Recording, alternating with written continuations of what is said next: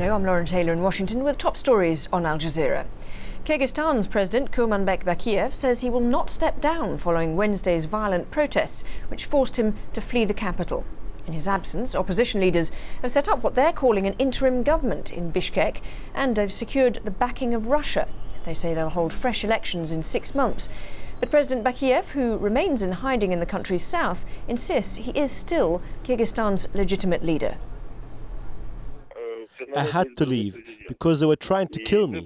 If they had achieved that aim, the consequences would have been awful. I am the elected president. The elections were 8 or 9 months ago, and 89% of the people voted for me. Just 9 months ago. So how can people change their minds so sharply in such a short period of time? The Israeli Prime Minister Benjamin Netanyahu has cancelled plans to attend US President Barack Obama's nuclear summit in Washington next week. Netanyahu's decision was confirmed by an Israeli government official who gave no reason for the cancellation. Leaders from nearly 50 countries are expected to attend the summit. The agenda is expected to include talks on how to secure loose nuclear material. Meanwhile, Russia and the United States have signed a new pact to reduce their nuclear arsenals. The possibility of further sanctions against Iran over its nuclear program was also discussed at the meeting in Prague.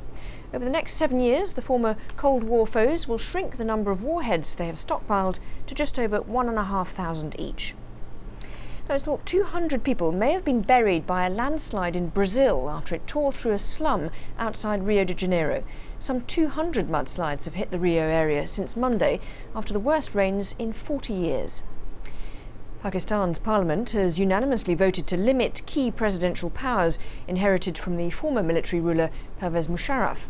Under the new measures, President Asif Ali Zardari will no longer be able to dismiss elected governments or appoint military chiefs and judges. Supporters say that the bill, which still needs approval from the upper house, will strengthen parliamentary democracy. More on our website, aljazeera.net/English. Bye for now.